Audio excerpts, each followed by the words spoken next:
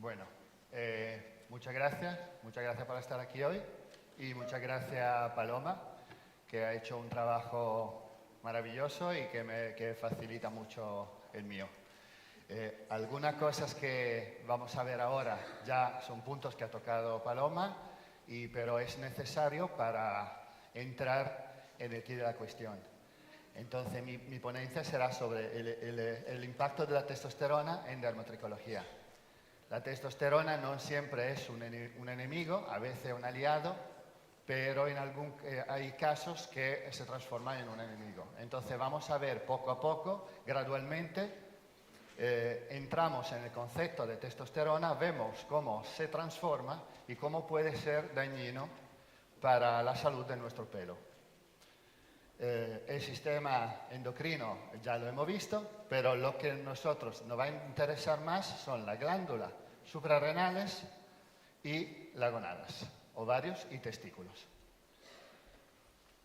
Entonces, la hormona, repetimos brevemente, las hormonas, claro, son una sustancia generada por una parte del cuerpo que a través del flujo sanguíneo van a otros tejidos y aumentan la actividad. Entonces vienen utilizadas por otra parte del cuerpo.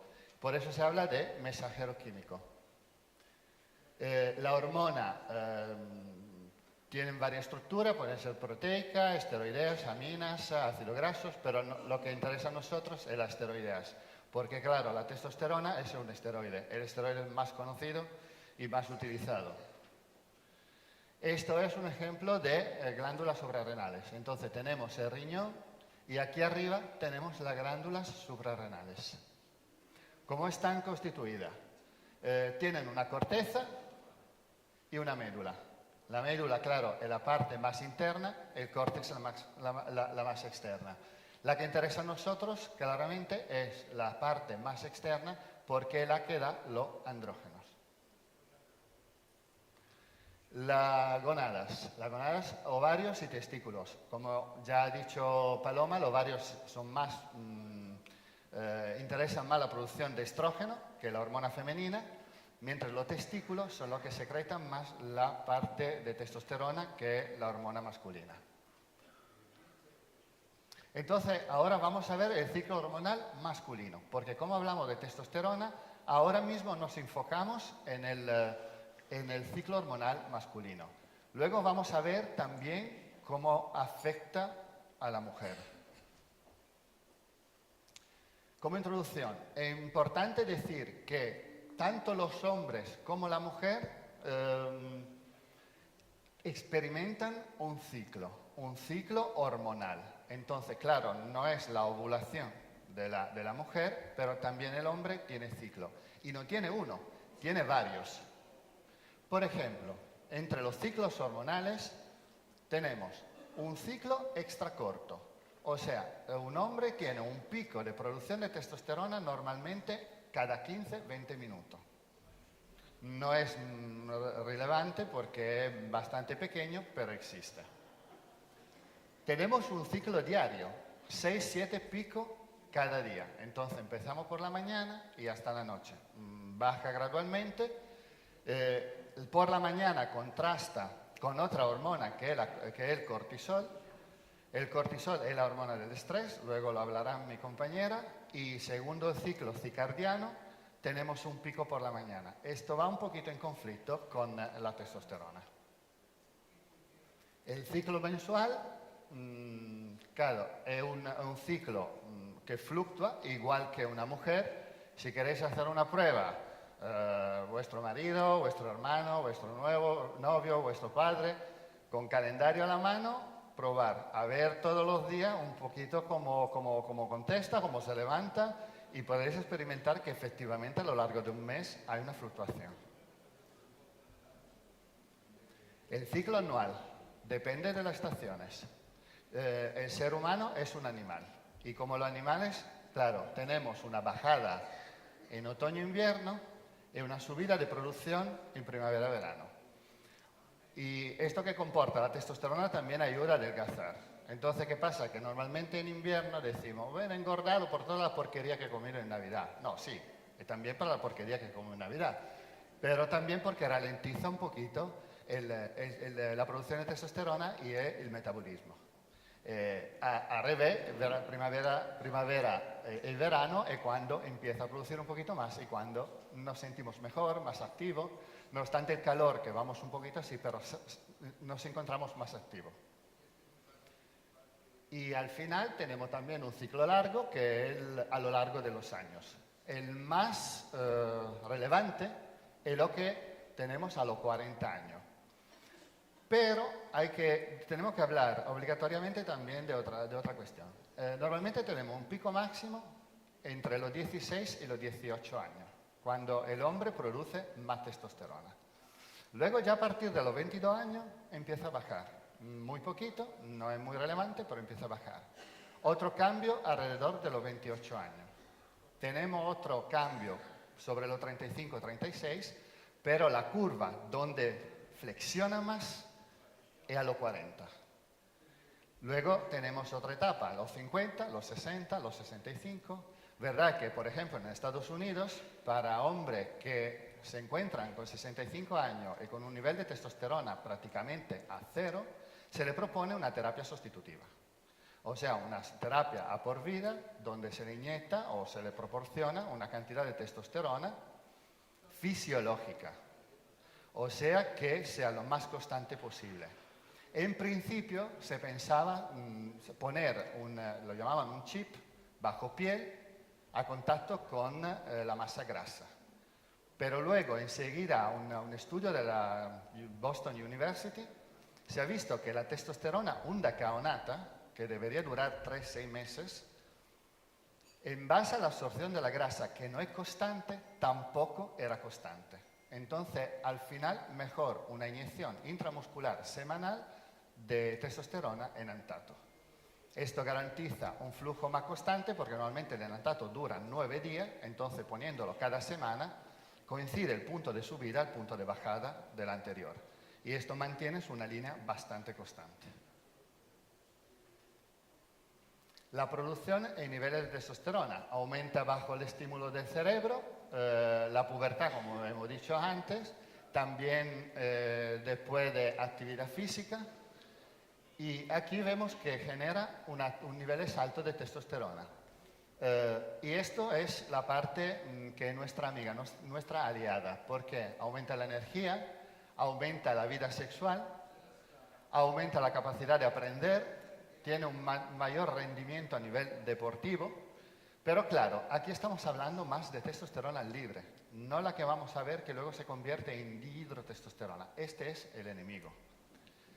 Por contra, bajos niveles de testosterona, tenemos problemas a nivel sexual, tenemos insomnio, tenemos aumento de la grasa, como decía antes, depresión, mayor sudoración, mayor intolerancia. La síndrome de la irritabilidad masculina, cuando tenemos un aumento, una excesiva producción de testosterona, son ansiedad, frustración, cólera, hipersensibilidad. Pero decimos que esto es determinado de la actitud de cada uno de nosotros. O sea, una persona que es irritable se pone más irritable. Una persona que es nerviosa se pone más nerviosa. Y una persona que es violenta se pone más violenta. Pero decimos que depende de cada uno de nosotros. Ahora entramos a examinar la 5-alfa-reductasa. 5-alfa-reductasa, que es una enzima a nivel celular que convierte la testosterona en 5-alfa-dihidrotestosterona. ¿Esto qué es? Es la forma activa que más daña el pelo. ¿Por qué? Porque demasiada producción llega al folículo piloso y miniaturiza el folículo, el pelo se pone más fino, más débil, hasta que se cae. El tipos de esta enzima. Hay un tipo 1, que lo que nos interesa desde el punto de vista tricológico. ¿Por qué? Porque toca directamente el cuero cabelludo. Mientras el tipo 2 es lo que interesa más a nivel dermatológico. ¿Por qué? Porque es más por la vaina de los folículos pilosos de todo el cuerpo.